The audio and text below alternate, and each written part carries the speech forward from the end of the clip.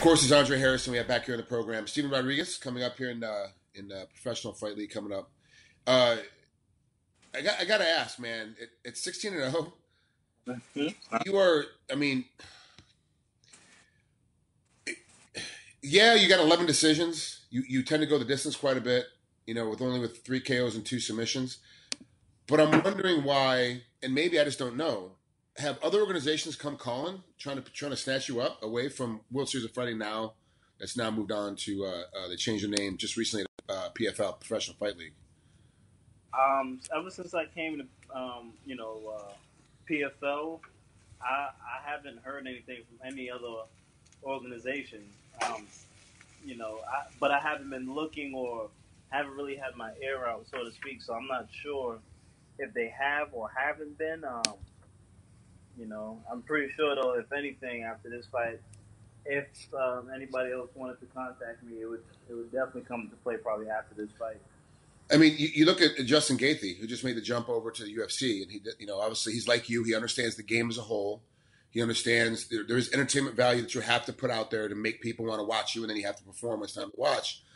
He, of course, gets hit as much as he hits, and just has a tough chin right now. And I've talked to him about it, but he needs to get his defense tuned up a little bit. Otherwise, it's going to be a short career. But does that give you hope of like, hey, I could all of a sudden, get pulled in? But then PFL's got these tournaments coming up for $1 million. It's like, where's a guy like you fit? Where do you want to go? Me, man, I fight for money. So for me, if PFL is offering a tournament that's going to pay, your regular fight purse, plus you get a salary, a monthly salary, and if you win your last fight, you get $1 million. That's pretty much a no-brainer for me. I don't know what numbers you make. I don't know how much you make of it, but I got to think now, as far as PFL is considered, they've got to be paying you quite a bigger price than they were in the past. Just because, I mean, you're 16-0. You're 4 fights away from making that 20-0 mark, which I don't care who you are. If you fight bums every single time to get to 20-0, it's a tough route. It's hard to get to 20-0. Even if you're fighting bums, but then you throw in like Lance Palmer, Andre Becerra, Steven Seiler. Like all of a sudden, you're fighting guys. Like you're not fighting bums. You're fighting legit contenders. Well, yeah. I mean, especially, I did an interview yesterday. They mentioned that Kurt Hollabaugh just made it into the UFC. Yep. Desmond Green is now fighting a top contender in the UFC. All these guys are doing well, and the one thing that they all have in common is, me. But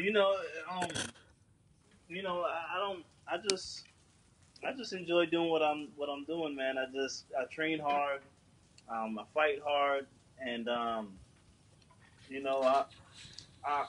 enjoying the position that I'm in. I make decent money when I'm fighting, and I'm in a position to weigh my options out.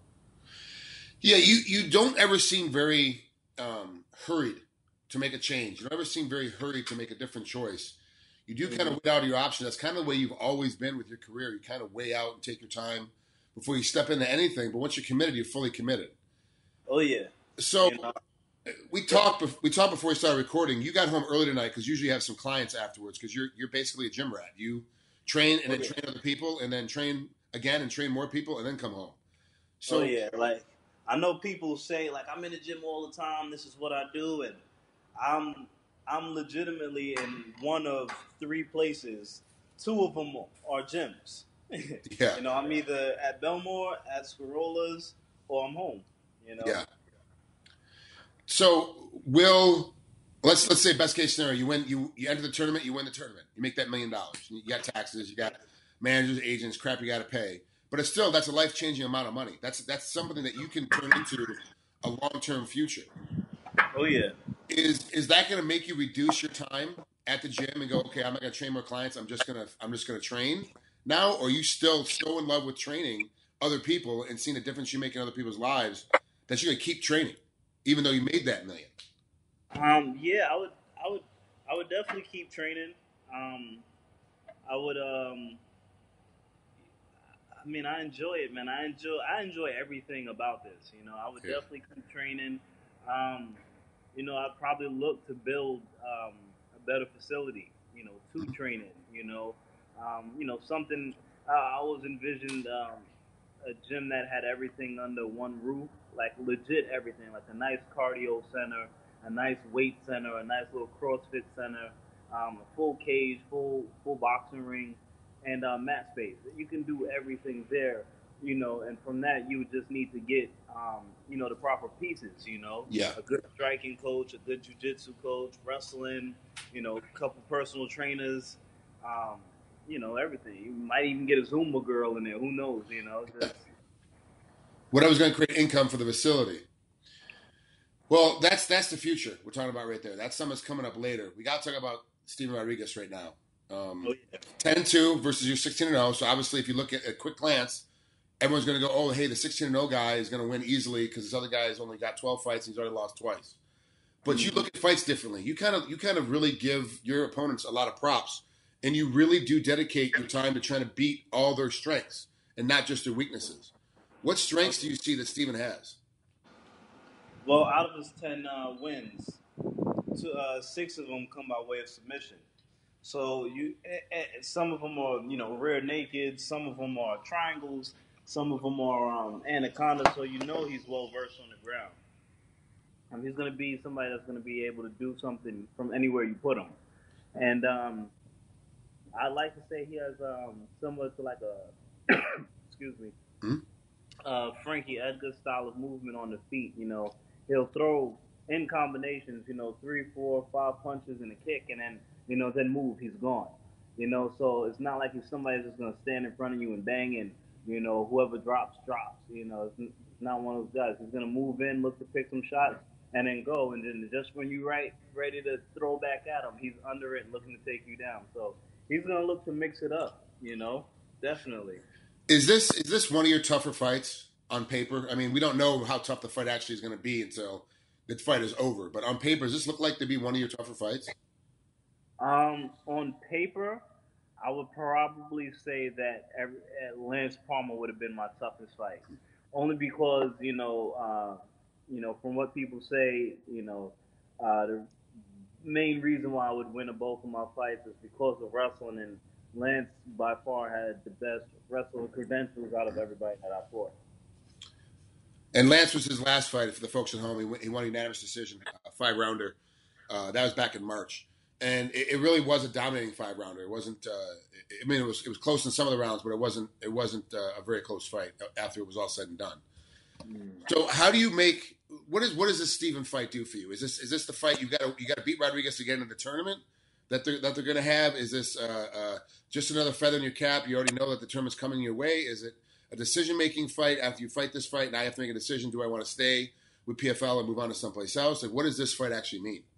Well, I know I'm going to be in the tournament, and I've only even though I was the champion World Series of Fighting, I've only had 2 fights with them.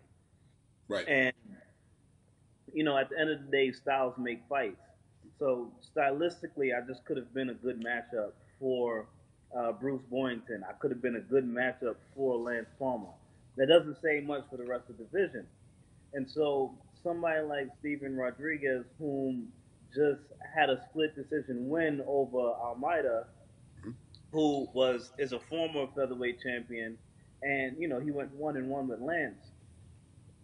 He's right there. He's in the mix with everything as well. So me beating him would further help me solidify like my status as the lion in the jungle, so to speak. Yeah. Like I'm the top guy right now. This is why.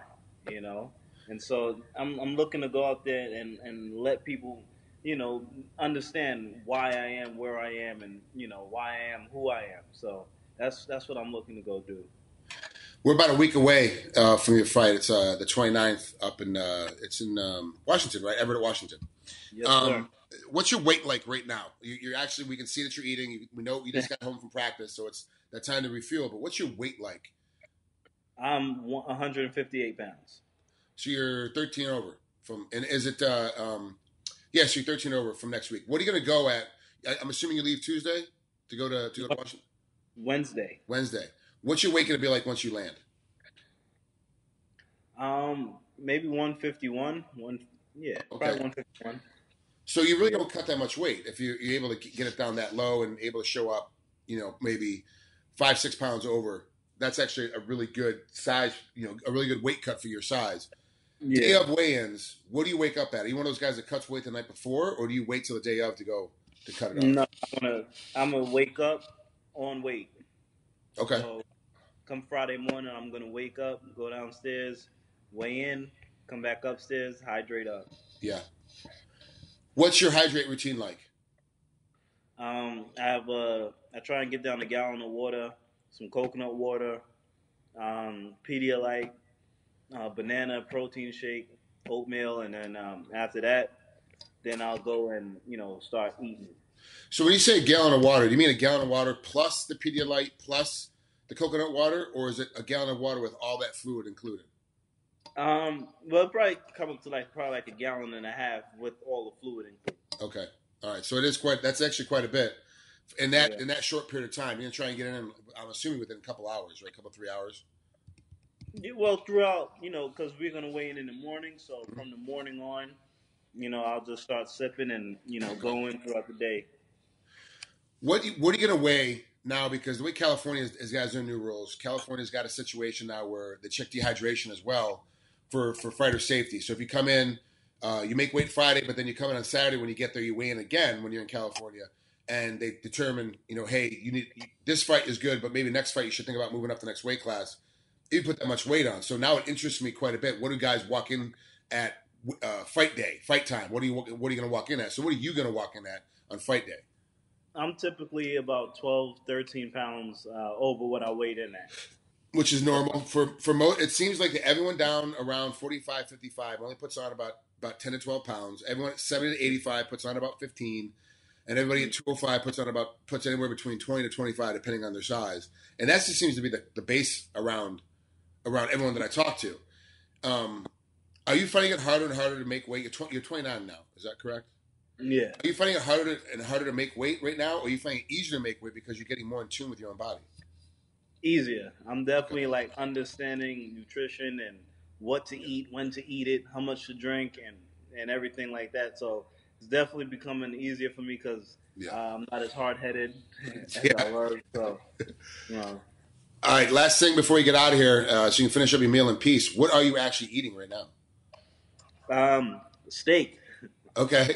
Steak, mashed potatoes, and I had some jerk chicken on there. Okay. So, and you made it all by yourself, or is it something? Is it a meal prep plan, or what? What is it? Yeah, no, I made it. Actually, my girlfriend made it for me. Okay. And does she do most? Does she do most of the cooking during training camp? Just because of your schedule? Yeah, she does. So I know I said last question, but did you have to? Because like most women come in, they don't know anything about the sport. When they start dating a fighter, that's their introduction to the sport. Is they start dating this hot guy they met at the bar. Yeah. Did you have to educate her like, this is how I need to eat, this is what I want to eat, this is how things have to go during training camp, or does she already have a background that kind of helped out? No, she kind of learned on the fly, but most of the time she's at the gym and stuff, working out with me. She'll get off of work, take the train straight to the gym, and work out, and we'll go straight from there. So it makes it easy. Okay. Yeah. Well, get your food down, man, Andre. I really appreciate it. I know you've had a long day. I appreciate you coming out here for a few minutes. Take care. Have a great rest of your week, and enjoy the fight. Thank you, man. I appreciate it. You got to take care.